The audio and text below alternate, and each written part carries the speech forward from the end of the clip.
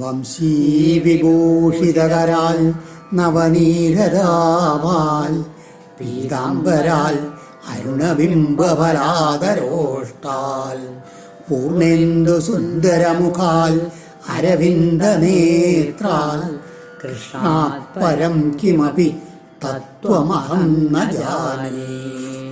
ഓം നമോ ഭഗവതേ വാസുദേവായ. ഓം നമോ നാരായണായ. സദ്ഗുരുഭ്യോ നമ. ശ്രീമദ്ഭാഗവതം ദശമസ്കന്ധം ഉത്തരാർദ്ധം സപ്തസപ്തതിതമോധ്യായ 77ാമത്തെ അധ്യായം. ശ്രീശോവാച സ ഉപസ്പൃശ്യ സലിലം ദംശിതോ ധൃതകാർമുക നയമം ദ്യുമത പാർശ്വം വീരസ്യേത്യാഹസാരഥിം. കഴിഞ്ഞ അധ്യായത്തിൻ്റെ അവസാനത്തിൽ പ്രദ്യുമ്നും അദ്ദേഹത്തിൻ്റെ ആ തേരാളി ദാരുവിൻ്റെ പുത്രനും തമ്മിലുള്ള സംഭാഷണം ഉണ്ടായത് തന്നെ യുദ്ധത്തെ ഭൂമിയിൽ നിന്ന് കൊണ്ടുവന്നപ്പോൾ കുറച്ച് ദേഷ്യപ്പെട്ട് പരിഭവത്തോട് കൂടിയിട്ട് ഇദ്ദേഹത്തിന് ഈ സൂതനോട് പറയലും. അപ്പോൾ സൂതൻ താൻ ധർമ്മമാണ് ചെയ്തത്. അതായത് തൻ്റെ സ്വാമി തേരിലുള്ള സ്വാമിക്ക് എന്തെങ്കിലും ആപത്തോ അല്ലെങ്കിൽ ക്ഷീണം വരുമ്പോൾ യുദ്ധഭൂമിയിൽ നിന്ന് കൊണ്ടുപോകേണ്ടത് ഒരു സൂതൻ്റെ കടമയാണെന്നൊക്കെ പറഞ്ഞപ്പോൾ ശരി എന്നാൽ അങ്ങനെ ആയിക്കോട്ടെ, അങ്ങ് എന്നെ തിരിച്ച് വീണ്ടും യുദ്ധഭൂമിയിലേക്ക് കൊണ്ടുപോകുമെന്ന് പറയുകയാണ്. ഇങ്ങനെ സമാനമായിട്ടുള്ള രംഗം രാമായണത്തിൽ യുദ്ധകാണ്ഡത്തിലുണ്ട്. രാവണൻ യുദ്ധത്തിൽ വല്ലാണ്ട് തോറ്റ് ക്ഷീണനായ സമയത്ത് തേരാളി രാവണനെ കൊണ്ട് പോകും ലങ്കയുടെ ഉള്ളിലേക്ക്. പെട്ടെന്ന് ബോധം വന്നു വന്നുള്ള രാവണൻ ആദ്യം ഇയാളെ ഭത്സിക്കും ഈ സൂതനെ. കുറച്ച് കഴിഞ്ഞപ്പോൾ പറയും അതുകൊണ്ട് കാണാൻ ഞാൻ കൊണ്ടുവന്നെന്ന് പറഞ്ഞപ്പോൾ വേഗം തന്നെ കഴുത്തിലുള്ളൊരു മാല സൂതന് തേരാളിക്ക് കൊടുത്തു എന്നൊക്കെ രാമായണത്തിലും കാണാം. ഗോപാലൻ നായരുടെ പുസ്തകത്തിൽ സ ഉപസ്പൃശ്യ സലിലം എന്നേ ഉള്ളൂ. എന്നാൽ മറ്റുള്ള പുസ്തകങ്ങളിലൊക്കെ സ തു ഉപസ്പൃശ്യ രണ്ടായാലും വിരോധമില്ല. സലിലം ദംശിതോ ധൃതകാർമുക. അപ്പോൾ ഇദ്ദേഹം പ്രപദ്യുമ്നെ വീണ്ടും ജലത്തിനെ ഉപസ്പർശിച്ചിട്ട് ആചമനമൊക്കെ ചെയ്തതിന് ശേഷം കവചാദികളൊക്കെ ധരിച്ചിട്ട് ധൃതകാർമുക വില്ലും വീണ്ടും എടുത്ത് ധരിച്ചിട്ട് വീരസ്യ ദ്യുമത പാർശ്വം മാം നയ ഇതി സാരഥിം ആഹ. സൂതനോട് പറഞ്ഞു, ഒരു കാര്യം ചെയ്യൂ, തിരിച്ച് എന്നെ വീണ്ടും ദ്യുമാൻ്റെ മുമ്പിലേക്ക് എന്നെ കൊണ്ടുപോകും തേരില്ല എന്ന് പറഞ്ഞു. വിധമന്തം സ്വസൈന്യാനി ദ്യുമന്തം രുക്മിണീസുത പ്രതിഹത്യ പ്രത്യവിധ്യൻ നാരാജയൻ അഷ്ടവിസ്മയൻ. സ്വസൈന്യാനി വിധമന്തം ദ്യുമന്തം. ഇങ്ങനെ തന്നെ മോഹിപ്പിച്ചതിന് ശേഷം തൻ്റെ സേനകളെ എങ്ങനെ ക്ഷയിപ്പിക്കുന്ന ദ്യുമാനെ രുക്മിണീസുതനായുള്ള പ്രദ്യുമ്നൻ പ്രതിഹത്യ വീണ്ടും അവിടെ ചെന്ന് പ്രതിഗണിച്ചിട്ട് അഷ്ടവി നാരാജൈ സ്മയൻ പ്രത്യവിദ്യൽ ഒരു ലാഘവത്തോടു കൂടി പുഞ്ചിരിച്ചുകൊണ്ട് 8 ബാണങ്ങളെ കൊണ്ട് ദ്യുമാൻ്റെ നേർക്ക് അങ്ങോട്ട് യുദ്ധത്തിന് പുറപ്പെട്ടു. ചതുർഭിച്ചതുരോ വാഹൻ സൂതമേകേന ചാഹനൽ ദ്വാഭ്യം ധനുശ്ച കേതും ച ശരേണ അന്യേന വൈശ്യരാ. 4 ചതുര വാഹൻ 4 അമ്പുകളെ കൊണ്ട് 4 കുതിരകളെയും ഏകേന സൂതം 1 അമ്പ് കൊണ്ട് സൂതനെയും ദ്വാഭ്യം 2 അമ്പ് കൊണ്ട് ദ്യുമാൻ്റെ വില്ലിനെയും കേതും കൊടിയെയും രഥത്തിൻ്റെ കൊടിയെയും അന്യേന മറ്റൊരു ശരം കൊണ്ട് അന്യേന ശരേണ ശിര അഹനൽ അവൻ്റെ ശിരസിനെ അങ്ങോട്ട് ഹനിച്ചു. ഗത സത്യകി സാമ്പാദ്യ ജഗ്നു സൗഭവേർബലം പേരു സമുദ്രേ സൗവേയാ സർവേ സംഛിന്ന കന്ധരാ. ആ സമയത്തേക്ക് ഗത സാത്യകി സാമ്പാദ്യ ഗതൻ സാത്യകി സാമ്പൻ തുടങ്ങിയിട്ടുള്ളവര് സൗഭവതേ ബലം ശല്യൻ്റെ സൈന്യത്തെ ജഗ്നു മുഴുവൻ അങ്ങനെ അരിഞ്ഞടിക്ക് വീഴ്ത്തി കൊല്ലാൻ തുടങ്ങി. സൗഭേയ സൗഭത്തിലുള്ളവർ സർവേ സംഛിന്ന കന്ധരാ സമുദ്രേ പേതു. ആ ഉള്ളിലുണ്ടായിരുന്ന സൈന്യം നേതായകമായ സൈന്യങ്ങളെല്ലാം ഇങ്ങനെയാണ് കഴുത്തറക്കപ്പെട്ടിട്ട് അങ്ങനെ സമുദ്രത്തിലേക്ക് അങ്ങനെ വീഴാൻ തുടങ്ങി. ഏവം യദൂനാം ശാല്വാനാം നിഗ്നതാം ഇതരേതരം യുദ്ധം തൃണവരാത്രം തൽ അഭൂൽ തുമുല ഉൽബണം തത് യുദ്ധം ഏവം നിഘ്നതാം യദൂനാം ശാല്വാനാം ഇതരേതരം തുമുലം, അതായത് യദുക്കൾക്കും അതുമാതിരി ഈ ശാല്വപക്ഷക്കാർക്കും തമ്മിലുണ്ടായിട്ടുള്ള ആ യുദ്ധം, അന്യോന്യം അങ്ങനെ കൊന്നുകൊണ്ടുള്ള ആ യുദ്ധം ഉണ്ടല്ലോ, അത് തുമുലം അതിഗംഭീരമായിട്ടുള്ളതും ഘോരമായിട്ടുള്ളതായുള്ള ആ യുദ്ധം തൃണവരാത്രം അഭൂൽ, ത്രിനവം അതായത് 27 ദിവസം ഉണ്ടായി എന്ന് പറയുകയാണ്. ഇങ്ങനെ ഇന്ദ്രപ്രസ്ഥം ഗത കൃഷ്ണ ആഹൂതോ ധർമ്മസൂനുന രാജസൂയേത നിവൃത്തേ ശിശുപാലേ ച സംസ്ഥിതേ കുരുവൃദ്ധാനനുജ്ഞാപ്യ മുനിംശ്ച സസുതാം പൃഥാം നിമിത്തന്യധിഘോരാണി പശ്യൻ ദ്വാരവതിം ജയൗ. ഈ സമയത്തൊന്നും ഭഗവാൻ ഇവിടല്ലേ, എവിടെയാണ്? അദ്ദേഹം ധർമ്മസൂനുന ആഹൂത, യുധിഷ്ഠിരനാൽ വിളിക്കപ്പെട്ടവനായിട്ട് ഇന്ദ്രപ്രസ്ഥം കഥ, ഇന്ദ്രപ്രസ്ഥത്തിലായിരുന്നു ഭഗവാൻ കൃഷ്ണ. അതിനുശേഷം രാജസൂയെ നിർവൃത്തി, രാജസൂയെ അതൊക്കെ വേണ്ട രീതിയിൽ നടത്തി കൊടുത്തു. ശിശുപാലയെ സംസ്ഥിതേജ, ശിശുപാലിനെ ഹനിക്കുകയും ചെയ്തു. ആ സമയത്തിലാണ് അതിഘോരാണി നിമിത്താനി പശ്യൻ, അതിഭയങ്കരമായിട്ടുള്ള ദുർനിമിത്തങ്ങളെ എങ്ങനെ കാണുന്നതിനായിട്ട് സുതാം പ്രഥാം, അപ്പോൾ വേഗം ഭഗവാൻ ദ്വാരകയിലേക്ക് മടങ്ങുക. തീർച്ചയായിട്ട് ആ പുത്രിയോട് കൂടിയുള്ള കുന്തിയെയും മഹർഷിമാരെയും കുരുവൃദ്ധന്മാരെയും അവരുടെയൊക്കെ അനുജ്ഞ വാങ്ങിയിട്ട് ദ്വാരവതിയും ജയോ, ഭഗവാൻ തിരിച്ച് വേഗം ദ്വാരകയിലേക്ക് വന്നു എന്ന് പറയാണ്. ആഹചാഹമിഹായാത ആര്യമിശ്രാഭിസംഗത രാജന്യാചൈര്യപക്ഷീയ നൂനം ഹന്യു പുരിം മമ. അഹം ആര്യമിശ്രാഭിസംഗത ഈഹ ആയാത, ഞാൻ ഏട്ടനോട്, അതായത് ഏട്ടനും ഭഗവാൻ മാത്രമല്ല ബലരാമനും ഈ രാജസൂയ സമയത്ത് അവിടെ യജ്ഞത്തിന് വേണ്ടിയിട്ട് ഇവിടെ ഹസ്തിനാപുരയിലായിരുന്നു, ഇന്ദ്രപ്രസ്ഥത്തിലായിരുന്നു, ഇവിടെ ദ്വാരകയിലുണ്ടായതിനാന്ന് പറയുന്നത്. ഞാൻ ജ്യേഷ്ഠനോട് സഹിതനായിട്ട് ഇവിടെ ആയാതെ ഇവിടെ ആഗതനായി വരിക്കുന്ന സമയത്ത് ചൈത്യപക്ഷീയ രാജന്യ, ശിശുപാലപക്ഷക്കാരായിട്ടുള്ള രാജാക്കന്മാര് മമ പുരിം ഹന്യോ നൂനം, എൻ്റെ ആ പുരിയെ തീർച്ചയായിട്ടും ഹനിച്ചിട്ടുണ്ടായിരിക്കും എന്ന് ഭഗവാൻ ഇങ്ങനെ വഴിയിൽ ഇങ്ങനെ പറയുകയും ചെയ്തു. ആ ദുർനിമിത്തങ്ങൾ കണ്ടപ്പോഴേ വീക്ഷതൽ കഥനം സ്വാനം നിരൂപ്യ പുരരക്ഷണം സൗഭം ച സാല്വരാജം ച ദാരുകം പ്രാഹകേശവ. ഇവിടെ എത്താറായപ്പോഴേക്കും സ്വാനാം തൽ കഥനം, അതായത് ഇവിടെ വന്നപ്പോഴാണ് അതിഭയങ്കരമായിട്ടുള്ള യുദ്ധമാണ് ഇവിടെ നടക്കുന്നത്. തൻ്റെ പക്ഷത്തുള്ള എല്ലാവരും വളരെ വിഷമിച്ച് ദുഃഖിച്ചുകൊണ്ടിരിക്കുകയാണെന്ന് കണ്ടു. സൗഭം, അതുമാതിരി ആ സാല്വൻ്റെ ആ സൗഭത്തെയും ആ സാല്വനെയും ഒക്കെ കണ്ടിട്ട് പുരരക്ഷണം നിരൂപ്യ ദാരുകം കേശവ പ്രാഹ, ദാരുകനോട് ഭഗവാൻ പറഞ്ഞു എന്താണ് പുരരക്ഷണം നിരൂപ്യ. അവിടെ ഒന്ന് രാമം കൂടി പറയണമെന്നുണ്ട്. അതായത് ഇതിൽ ഏട്ടനോട് പറഞ്ഞു, ഏട്ടനൊരു കാര്യം ചെയ്തോളൂ, ഏട്ടൻ പുരത്തിനെ രക്ഷിച്ചുകൊണ്ട് ഇവിടെ ആ ദ്വാരകയിൽ തന്നെ ഇരുന്നോളൂ, ഞാൻ ഇവനോട് യുദ്ധം ചെയ്തോളാം എന്ന് പറഞ്ഞിട്ട് ആ വേഗം ദാരുകനോട് പറഞ്ഞു ആ തേരി വേഗം ശല്യൻ്റെ അടുത്തേക്ക് അയക്കാൻ പറഞ്ഞു. രഥം പ്രാപയമേ സൂത ശല്വസ്യാന്തികമാശു വൈ സംഭ്രമസ്തേന കർത്തവ്യോ മായാവീ സൗഭരാടയം. സൂത, ഹേ സൂത, മേ രഥം, എൻ്റെ തേരിനെ ശാല്വസ്യ അന്തികം ആശു പ്രാപയ, വേഗത്തില് ആ ശാല്വൻ്റെ സമീപത്തേക്ക് കൊണ്ടുപോകൂ. അയം സൗഭരാട്, ഈ സൗഭവതി മായാവി, പ്രയോഗത്തിൽ കുശലനാണ്, എന്നാലോ നിനക്ക് സംഭ്രമം പരിഭ്രമം ഒന്നും ആവശ്യമില്ല എന്ന് പറയാൻ അത് ആ കാരണം കൊണ്ട്. ഇത്യുക്തശ്ചോദയാമാസ രഥമാസ്തായ ദാരുക വിശന്തം ദദൃശു സർവേ ശ്രീപരേ ചാരുണാനുജം. ഇതി ഉക്ത ദാരുക രഥം ആസ്ഥായ, ഇപ്രകാരം പറയപ്പെട്ട ദാരുകൻ തേരിനെ ആദിവസിച്ചിട്ട് ആ തെളിച്ചു എന്നിട്ടോ സ്വേ തൻ്റെ ആൾക്കാർ, അതായത് യാദവൂരിലുള്ള രാജാക്കന്മാരും നായകന്മാരും അതുമാതിരി ശത്രുക്കളുടെയും ഇടയിലേക്ക് അങ്ങോട്ട് കൊണ്ടുപോയി. സർവേ വിശന്തം അരുണാനുജം ദർശിച്ച, അവിടെ എല്ലാവരും കൂടിയിട്ട് എങ്ങനെയാണ് യുദ്ധത്തിൽ അങ്ങനെ അങ്ങോട്ടും ഇങ്ങോട്ടും പൊരുന്നതായിട്ട് കണ്ടു. അതാണ് എന്താ അരുണാനുജം ദർശിച്ച എന്ന് പറഞ്ഞാൽ എന്താണ്? ആ ഭഗവാന്റെ തേരിനെ കൊടിയളയാടാണ് ഗരുഡൻ. അരുണാനുജൻ എന്ന് പറഞ്ഞാൽ അവ ഗരുഡ ധ്വജം വരുന്നത് രണ്ട് പക്ഷത്തുള്ള ആൾക്കാരെ അങ്ങനെ കണ്ടു എന്ന് പറയുകയാണ്. ഭഗവാന്റെ തേര് അവിടെ എത്തി എന്നുള്ളത്. ശാല്വശ്ച കൃഷ്ണമാലോക്യ ഹതപ്രായബലേശ്വര പ്രാഹരൽ കൃഷ്ണസൂതായ ശക്തിം ഭീമരവാമൃതേ.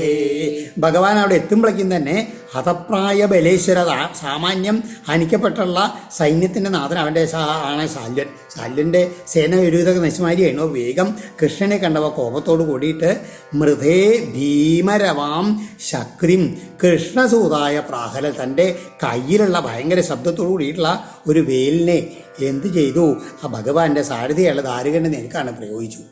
താം ആപതന്തിം നഭസി മഹോൽക്കാമിവരം ഹസാ ഭാസയന്തിം ദിശശൗരി സായകൈ ശതദാക്ഷിണൽ രംഹസ മഹോൽക്കാമിവ. അതായത് അതിൻ്റെ വേഗം ഉള്ള ആ ശക്തി, ആ ശാല്യൻ പ്രയോഗിച്ചുള്ള ശക്തിയുടെ വേഗം കൊണ്ട് അത് വലിയൊരു ഉൽക്ക പോലെയാണ്. അങ്ങനെ പെട്ടെന്ന് ആ നഭസി ആകാശത്തിൽ ഇങ്ങനെ പതിച്ചുകൊണ്ടിരിക്കുക, വഴി ഇങ്ങനെ പതിച്ചുകൊണ്ടിരിക്കുകയാണ്. ആ സമയത്ത് ദിശ ദിക്കുകളെ മുഴുവൻ അങ്ങനെ പ്രകാശിപ്പിക്കുന്നതായിട്ടുള്ള താം അതിനെ ശൗരി സായകൈ ശതദാ അച്ഛിനൽ ഭഗവാൻ തൻ്റെ അസ്ത്രങ്ങളെ കൊണ്ട് 100 പോയി കഷ്ണം കഷ്ണമായിട്ടാണ് നുറുക്കി എന്ന് പറയുകയാണ്. തം ച ഷോഡശവിർവിദ്വാ ബാണൈ സൗവംശ്ചകേ ഭ്രമൽ അവിദ്യൽ ശരസന്തോഹൈ ഖം സൂര്യൈവ രശ്മിവി. ഷോഡശഭി ബാണൈ. അതിനുശേഷം ഭഗവാൻ ഒരു 16 അമ്പുകൾ തം ച കൊണ്ട് അവനെ അതുമാതിരി അതായത് ശാല്യനെയും വേദിച്ചിട്ട് ഖേ ഭ്രമൽ സൗഭം ആകാശത്തിൽ അങ്ങനെ ചുറ്റിത്തിരിയുന്ന സൗഭത്തെ സൂര്യ രശ്മിബി ഖം ഇവ സൂര്യൻ്റെ രശ്മികൾ ഈ ആകാശത്തെ എന്ന പോലെ ശരസന്തോഹൈ അവിദ്യൽ ആ അനവധി ഒരു ശരകൂടം കൊണ്ട് ആ സൗഭത്തിനെ അങ്ങോട്ട് ആ ഭഗവാൻ അങ്ങോട്ട് ആക്രമിച്ചു. അതായത് സൂര്യൻ്റെ രശ്മികൾ ആകാശത്തിൽ മുഴുവൻ നിറഞ്ഞു നിൽക്കുന്ന മാതിരി ആ ശരജാലം അങ്ങനെ ഒരു സൂര്യ പ്രഭയോട് കൂടിയിട്ട് അങ്ങനെ ആ സൗഭത്തിനെ ചുറ്റിയാണ്ട് പറഞ്ഞു എന്ന് പറയുകയാണ്. ശാൽവ ശൗരേസ്തു ദോസ്സവ്യം ശശാർംഗം ശാർംഗതന്വന വിവേദന്യപതൽ വിവേദന്യപതസ്ഥൽ ശാർംഗമാസീൽ തദത്ഭുതം വിവേദ ന്യപതൽ ഹസ്താൽ ശാർംഗമാസീൽ തദത്ഭുതം.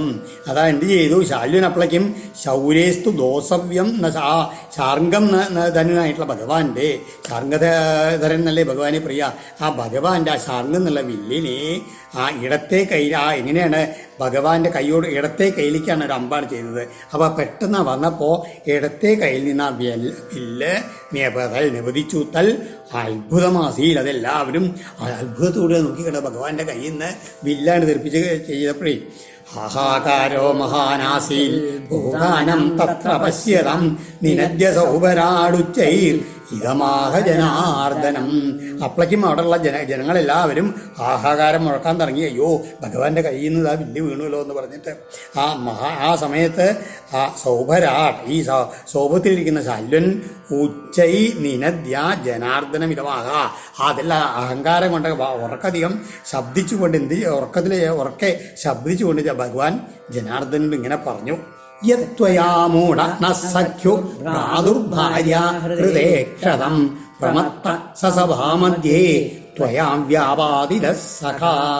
എടാ മൂഢ എന്ന് പറഞ്ഞിട്ട് ഭഗവാനെ വിളിക്കണ. ഭ്രാതു ന സഖ്യു നിന്റെ സഹോദരനായിട്ടുള്ള എന്താണ് ഞങ്ങളുടെ ഇഷ്ടൻ്റെ ഭാര്യ ഈക്ഷതാം ത്വയാ ഹൃദ. അതായത് എന്താണ് ഞങ്ങളുടെ സഖാവായിരിക്കുന്ന ശിശുപാലൻ നിന്റെ അതായത് അച്ചമ്പങ്ങളുടെ മകനായതാൽ നിന്റെ യഥാർത്ഥത്തിൽ നിന്റെ സഹോദരനാണ്. അപ്പോൾ ആ സഹോദരന് ഭാര്യയാവാൻ പോകുന്ന ഒരുവളെയാണ് നീ അപഹരിച്ചു കൊണ്ടുപോയത്. രുക്മിണി സ്വയംവരത്തിനെയാണ് ഇവിടെ സൂചിപ്പിക്കുന്നത്. ഇന്ന് മാത്രമല്ല ത്വയാ ഹൃദ അരിക്കപ്പെടുന്നു മാത്രമല്ല ന സഖ ഞങ്ങളുടെ ഇഷ്ടനും സഭാമധ്യേ പ്രമത്ത സ ത്വയാ വ്യാപാദിത എന്ന് മാത്രമല്ല ആ സഭയിൽ വെച്ചിട്ട് എന്ത് ചെയ്തു? നീ ഞങ്ങൾ ആ ചങ്ങാതിയുടെ തല കൊയ്യും ചെയ്തു എന്ന് പറയാണ്. അതായത് പ്രമത്ത എന്ന് പറയുക എന്താണ്? രാജ്യസഭ സഭാമധ്യത്തിൽ സാധാരണ രീതിയിൽ ഇങ്ങനെ വധവും ഇതൊന്നും പാടില്ലാത്തതാണ്. അങ്ങനെ ഈ യുദ്ധസ്മരണയും ഒന്നും ഉണ്ടാവാൻ പാടില്ലാത്തതാണ്. അവിടെ വെച്ചിട്ടാണ് നീ ചെയ്ത അവനെ അങ്ങനെ ശിരസ് ഹനിച്ചത് എന്നാണ് പറയുന്നത്. ശാല്യവും പറയണത് നമുക്കറിയാം. ആ ശിശുപാലനാണ് യുദ്ധത്തിന് വേണ്ടി പുറപ്പെട്ട് വന്നത് എന്നുള്ളത്. ഏതായാലും തം ത്വാദ്യ നിശിതൈർബാണൈർ അപരാജിതമാനിനം നയാമ്യ പുനരാവൃത്തിം യതിഷ്ഠേർമമഗ്രത. നീ വിചാരിക്കണം അപരാജിതമാനിനം, നന്നെ തോൽപ്പിക്കാൻ ആരുമില്ല, നമുക്കൊരു അഭിമാനമുണ്ട്. തം ത്വാ നിന്നെ മമ അഗ്രത യതിഷ്ഠ, നീ എൻ്റെ മുമ്പിൽ കുറച്ച് നേരം നിൽക്കുകയാണ് വെച്ചാൽ നിശിതൈർബാണൈ, നല്ല മൂർച്ചുള്ള അമ്പുകളെ കൊണ്ട് ആദ്യ പുനരാവൃത്തി നയാമി, ഇപ്പം തന്നെ എൻ്റെ വലിയ അമ്പുകളെ കൊണ്ട് മരണത്തെ ഇനി തിരിച്ചു വരാത്ത രീതിയിൽ തന്നെ ഞാൻ പറഞ്ഞയക്കാൻ പോവുകയാണെന്ന് പറയണ ഭഗവാനോട്. ശ്രീ ഭഗവാനുവാച വൃഥാത്വം കഥസേ മന്ദ ന പശ്യസ്യന്തികേ അന്തകം പൗരുഷം ദർശയന്തി സ്മ ശൂരാ ന ബഹുഭാഷിണ. അതായത് അപ്പോൾ ഭഗവാൻ തിരിച്ചു പറയുകയാണ്, മന്ദ എടാ മൂഢ, നീ ത്വം വൃഥാ കഥസെ, നീ ഇങ്ങനെ വൃഥാ പ്രലപിക്കുകയാണ് ചെയ്യുന്നത്. കാരണം വെറുതെ ഓരോന്ന് പറയുകയാണ്, പുലമ്പുകയാണ് ചെയ്യണത്. അന്തികേ അന്തകം ന പശ്യസി, നിൻ്റെ അടുത്ത് വന്നിരിക്കുന്ന നിൻ്റെ അന്തകനെ നീ അറിയുന്നില്ല എന്ന് പറയുകയാണ്. ശൂരാ പൗരുഷം ദർശയന്തി സ്മ ന ബഹുഭാഷണ. ശൂരന്മാരായിട്ട് ആൾക്കാർ എന്താ ചെയ്യുക അറിയോ, തങ്ങളുടെ കേമത്തങ്ങൾ അങ്ങനെ വിളിച്ച് പറയുകയല്ല ചെയ്യുക, അത് യുദ്ധത്തിൽ കാണിക്കുകയാണ് ചെയ്യുക എന്ന് പറയാണ് ഭഗവാൻ. ഇത്യുക്ത്വാ ഭഗവാൻ ശാല്വം ഗദയാ ഭീമവേഗയാ തഥാടജത്രൗ സംരബ്ധ സചകമ്പേവമന്നസൃക് ഇതി ഉക്കുത. ഇപ്രകാരം പറഞ്ഞിട്ട് ഭഗവാൻ ശ്രീകൃഷ്ണൻ സംരബ്ധ, വളരെ ക്രോധിച്ചവനായിട്ട്, ശാല്വം ഭീമവേഗയാ ഗദയാ ജത്രൗ തഥാട, വളരെ തൻ്റെ വേഗമുള്ള ആ ഗത കൊണ്ട് അവൻ്റെ ആ കഴുത്തിൻ്റെ പിന്നിലായിട്ട് പെരടിക്കൽ അങ്ങോട്ട് അടിച്ചു. സ ആസൃഗ്വമൻ ചകമ്പേ, അവനങ്ങനെ രക്തം ഛർദ്ദിച്ചവനായിട്ട് അങ്ങനെ കമ്പിച്ചു എന്നിങ്ങനെ ഞെട്ടി വിറച്ചു എന്ന് പറയാണ്. ഗതായം സന്നിവൃത്തായം ശല്യസ്ത്വന്തരതീയത തതോ മുഹൂർത്ത ആഗത്യ പുരുഷ ശിരസാച്യുതം ദേവക്യാ പ്രഹിതോസ്മീതി നത്വാ പ്രാഹവചോരുതൻ.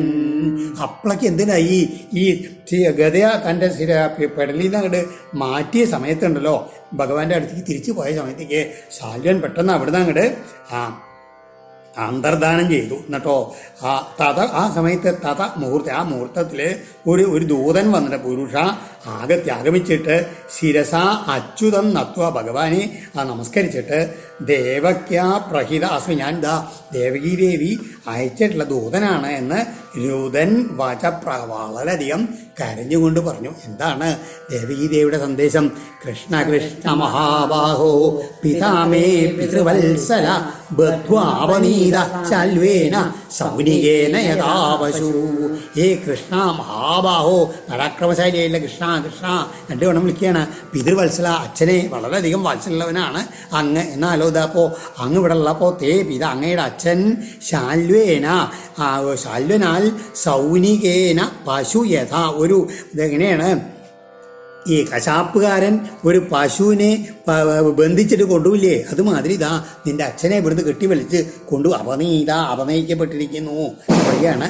നിശമ്യ വിപ്രിയം കൃഷ്ണോ മാനുഷിം പ്രകൃതിം ഗത വിമനസ്കോ ഗൃണി സ്നേഹൽ വ്യവാഹേ പ്രാകൃതോ യഥാ.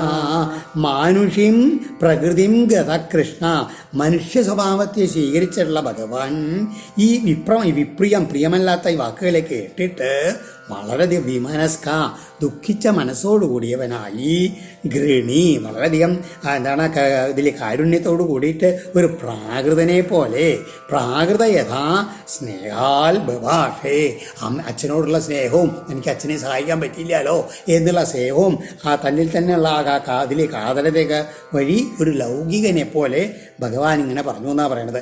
കഥം രാമം അസംഭ്രാന്തം ജിത്വാ അജേയം സുരാസുരൈ ശാൽവേനാൽപീയസാനീത പിതാമേ ബലവാൻ വിധി. എനിക്കിത് വിശ്വസിക്കാൻ പറ്റില്ല. എന്താണ് ബലവാൻ വിധി? ഈ വിധി എന്നുള്ളത് വല്ലാത്ത ബലമുള്ളതാണെന്ന് ഭഗവാൻ പറഞ്ഞു എന്നാ പറയണത്.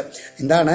സുരാസുരൈ അജേയം, ദേവന്മാരാലും അസുരന്മാരാലും കൂടി ജയിക്കപ്പെടുവാൻ കഴിയാത്തവനും അസംഭ്രാന്തം, യാതൊരു പരിഭ്രമമില്ലാത്തതുമായിട്ടുള്ള രാമം ജിത്വ, ബലരാമനെ ജയിച്ചിട്ട് ഏട്ടനെ അവിടെ ആ കൊട്ടാരത്തിൻ്റെ അവിടെ രക്ഷ ഏൽപ്പിച്ചിരിക്കാതെ പോകുന്നതിന് അങ്ങനെയല്ല ആ രാമനെ ജയിച്ചിട്ട് അൽപീയസ ശാല്വന് വെറും നിസ്സാരനായിട്ടുള്ള ശാല്വനാൽ മേ പിതാ കഥം നീതാ, എൻ്റെ അച്ഛനെ എങ്ങനെയാണ് ബന്ധിച്ച് പുറത്തു കൊണ്ടുവന്നത് എന്ന് ഭഗവാൻ അങ്ങനെ ചിന്തിക്കുകയാണ്.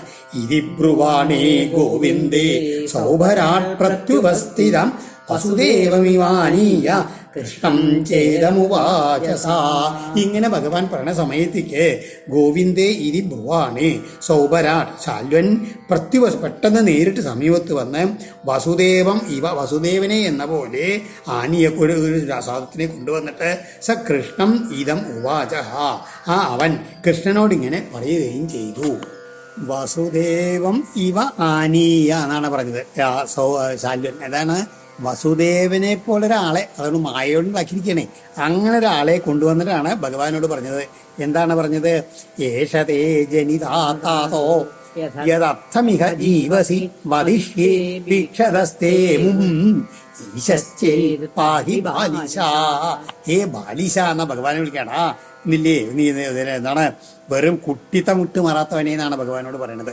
തേ ജനിതാത്താത, നിന്റെ ജനയിതാവായിട്ടുള്ള ഈ അച്ഛനുണ്ടല്ലോ, ഏഷ ഇദ്ദേഹം യഥർത്ഥം ഇഹ ജീവസി, യാതൊരാൾക്ക് വേണ്ടി ഈ ലോകത്തിൽ നീ ജീവിക്കുന്നു.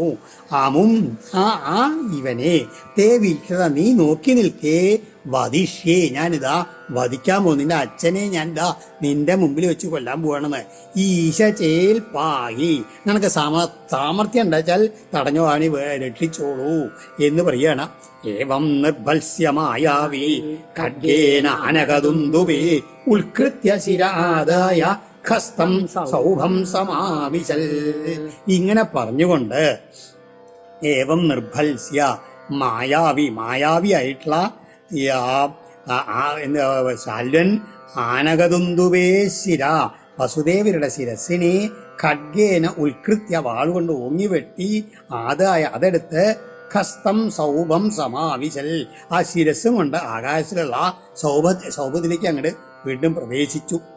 തപോ മുഹൂർത്തം പ്രകൃതാവുപപ്ലുത സ്വബോധ അസ്തേ സ്വജനാനുഷംഗത മഹാനുഭാവ തദുദ്യത അസുരിം മായാം സാല്വപ്രസൃതം മയോദിതം തത സ്വജനാനുഷംഗത.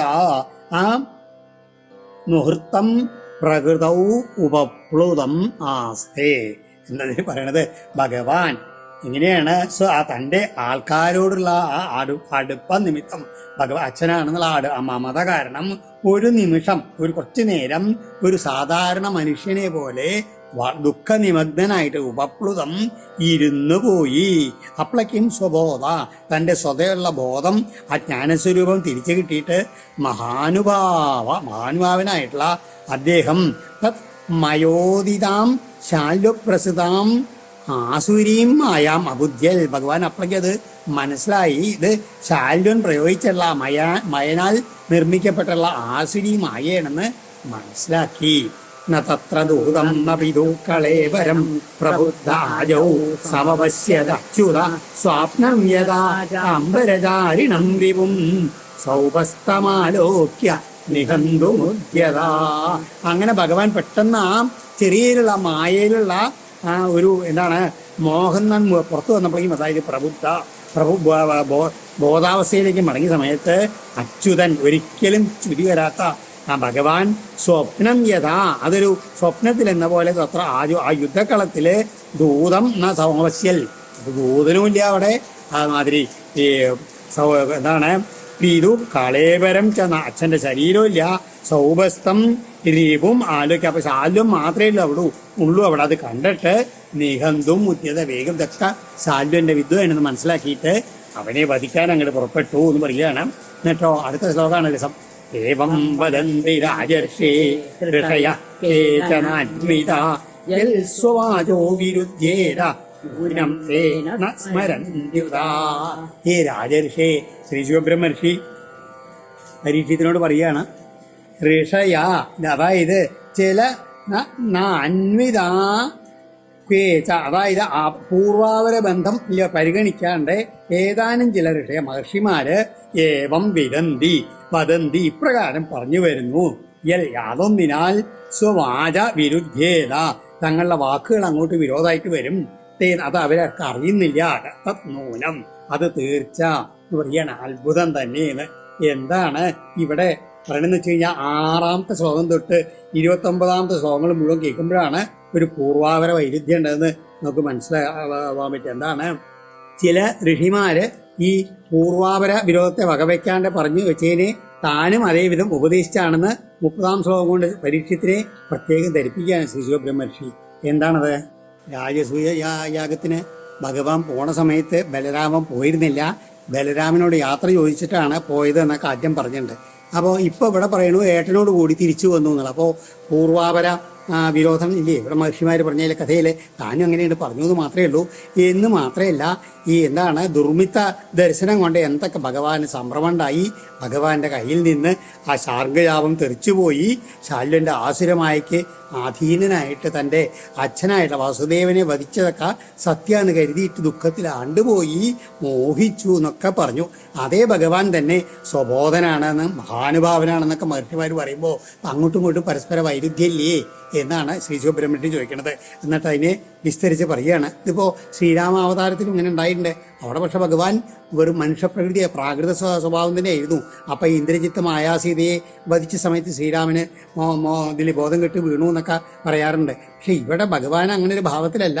അപ്പം അതുകൊണ്ട് ഭഗവാൻ അങ്ങനെ, അതാണ് അടുത്ത ശ്ലോകത്തിൽ പറയുന്നത്, ക്വ ശോകമോഹൗ സ്നേഹോവാ ഭയം വായജ്ഞസംഭവ ക്വ ച അഖണ്ഡിത വിജ്ഞാന ജ്ഞാനൈശ്വര്യസ്ത്വഖണ്ഡിത.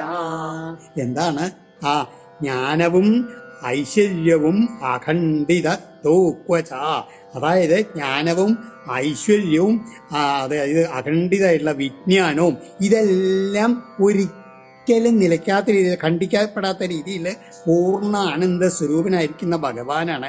ആ ഭഗവാനില് അജ്ഞസംഭവ ഏ ശോകമോഹവും, ഇത്തരമുള്ള ശോകവും മോഹവും, അതായത് മമത കാരണം ഉണ്ടാവുന്നതാണ് ഈ ദുഃഖം ഇതൊക്കെ. ഇത്തരമുള്ള ബോധമൊക്കെ എങ്ങനെയാണ് അജ്ഞാനികൾക്കാണ് ഉണ്ടാവുക, അത് ഭഗവാൻ ഉണ്ടാവുമോ ചോദിക്കുകയാണ്. പിന്നെ പേടി, ഭയം, വാക്വ, ഭയം ഉണ്ടാവുമോ ചോദിക്കുകയാണ് ശ്രീജോ ബ്രഹ്മണ്യനെ. പിന്നെയോ നീ വീണ്ടും വിസ്തരിക്കുകയാണ്. പാദസേവോർജിതയാത്മവിദ്യയാ ഹിന്നന്ത്യനാദ്യാത്മവിപര്യഗ്രഹം ലവന്തം ആത്മീയമനന്തമൈശ്വരം കുതോന്നു മോഹ പരമസ്യ സൽഗതേ. ഭഗവാനെന്നല്ല ജൽ പാദ സേവോർജിതയാം ആത്മവിദ്യയാ, അതായത് ആ ഭഗവാന്റെ പാദസേവ കൊണ്ട് സമ്പാദിക്കപ്പെട്ടിട്ടുള്ള ആത്മവിദ്യ, ആത്മജ്ഞാനം കൊണ്ട് അനാദ്യ ആത്മവിപര്യഗ്രഹം, അനാദിയായിരിക്കുന്ന, അതായത് ഈ അവിദ്യ എന്നുള്ളത് എന്താണ്? ദേഹാത്മബോധം, അതായത് താൻ ശരീരാണെന്നുള്ള ബോധം കൊണ്ടാണ് ഇതൊക്കെ ഉണ്ടാകുന്നത്. അത് ആ ദുർബാധയെ ഹിന്വന്തി, ഹനിക്കുന്നു. ആരെ? സാധാരണ ആൾക്കാർ ഭഗവാന്റെ പാദസേവ കൊണ്ടാണ്, ആ അറിവുണ്ടായിട്ടാണ് ഈ അജ്ഞാനത്തെ ഹനിക്കുന്നത്. ആത്മീയം അനന്തം ഐശ്വര്യം ലഭന്തേ എന്ന് മാത്രമല്ല, അവർക്ക് ആത്മീയവും അനന്തവുമായിട്ടുള്ള ആ ഈശ്വരഭാവത്തെ അവർക്ക് നേടാനും കഴിയുന്നു. സദ്ഗതേ പരമസ്യ കൂത നു മോഹ. അപ്പൊ അങ്ങനെ ആ സത്തുക്കളായിട്ടുള്ള എല്ലാവർക്കും പരമ ആശ്രയസ്ഥാനമായിട്ടുള്ള ആ പുരുഷന് കൂത എങ്ങനെയാണ് ഈ മോഹം ഉണ്ടാകുക എന്ന് ആലോചിച്ച് നോക്കൂ എന്ന് പറയാണ്.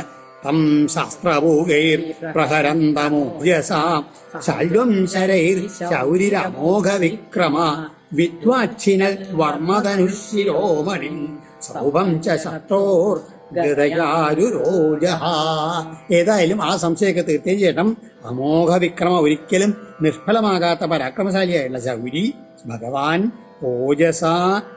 ഓജസ്സോടുകൂടി ശസ്ത്രഭൂകൈ, ആയുധങ്ങളുടെ നിരകളാൽ പ്രഹരന്തം തന്നെ പ്രഹരിച്ചു കൊണ്ടിരിക്കുന്ന തം ശാല്വം, ആ ശാല്വനെ ശരൈ വിദ്വ, ശരങ്ങളെ കൊണ്ട് എയ്ത് പിളർന്ന് വർമ്മ ധനു ശിരോമണിം അച്ഛനൽ, അവന്റെ കവചത്തെയും വില്ലിനെയും ശിരോരത്നെയും ചിന്ന ഭിന്നാക്കി തീർത്തു. അതിനുശേഷം ശത്രോ സൗഭം ച ഗതയാരുരോജക, അവന്റെ ആ സൗഭം എന്നുള്ള വ്യോമയാനത്തെയും ഗത കൊണ്ട് അടിച്ചുടച്ചു. അത്ഭുതം തന്നെ എന്ന് പറയാണ്. കൃഷ്ണഹസ്തേരിതയാ വിജുർണിതം അപാതോ ഏകതയാ സഹസ്രത വിസൃജ്യതൽ ഭൂതലമാസ്തി ലോകതം ഉദ്യമ്യ ശാല്യോച്യുതമഭ്യകാൽ ദ്രുതം കൃഷ്ണഹസ്തേരിതയാ, അങ്ങനെ ആ ഭഗവാന്റെ തൃക്കൈ കൊണ്ട് പ്രഹരിച്ച ഗതയാ സഹസ്രതാ വിചൂർണിതം തൽ, അതായത് ആയിരക്കണക്കിന് കഷ്ണങ്ങളായിട്ട് തീർന്നിട്ടുള്ള ആ സൗഭം തോയേ സമുദ്രത്തിൽ അങ്ങോട്ട് വീണു. ശാല്വദ്രുതം, ശാല്വൻ ഉടൻ തന്നെ തൽ വിസരിക്കുക, ആ സൗഭത്തിനെ ഉപേക്ഷിച്ചിട്ട് ഭൂതലം നിലത്തേക്ക് ഇങ്ങോട്ട് ചാടി വന്നിട്ട് ഗതാം ഉദ്യമ്യ, തന്റെ ഗതയെടുത്തുകൊണ്ട് അച്യുതം അഭ്യകാൽ, ഭഗവാന്റെ നേരിട്ട് ഓടി വന്നു. സഗതം തസ്യ ബാഹും ഭല്ലേന ചിത്വാത രംഗമദ്ഭുതം വധായ ശാല്വസ്യലയാർക്കസന്നിഭം ബിഭ്രൽഭവൗ സാർക്ക ഇവോദയാചല. ആധാവത ശാല്വസ്യ, അങ്ങനെ തൻ്റെ നേർക്ക് ഓടി വരുന്ന ശാല്വന്റെ സഗതം ബാഹും, ആ ഗതയോടുകൂടി അവന്റെ കയ്യ് ഭല്ലേന ചിത്വാ അതാ, തൻ്റെ ബാണം കൊണ്ട് അറുത്തു, കൈയിനെ കൂടി അറുത്തതിന് ശേഷം തസ്യ വധായ, അവന്റെ വധിക്കാൻ വേണ്ടിയിട്ട് ലയാർക്ക സന്നിഭം, അതായത് പ്രളയാന്ത കാലത്തുള്ള സൂര്യന് തുല്യമായിട്ടുള്ള അത്ഭുതം രഥാംഗം, തൻ്റെ അത്ഭുതകരമായുള്ള ആ ചക്രായുധത്തെ, സുദർശന ചക്രത്തെ ലിബ്രൽ ധരിച്ചുകൊണ്ടിരിക്കുന്ന ഭഗവാൻ സാർക്ക ഉദയാചല ഇവ ഭവൗ, സൂര്യനോട് ചേർന്ന ഉദയാചലം ഉദയപർവ്വതം പോലെ അങ്ങനെ ശോഭിച്ചു എന്ന് പറയുകയാണ്. അതായത് ഭഗവാൻ സൂര്യോദയ സമയത്ത് ഉദയപർവ്വതം പോലെ ഭഗവാൻ അങ്ങനെ വിളങ്ങി.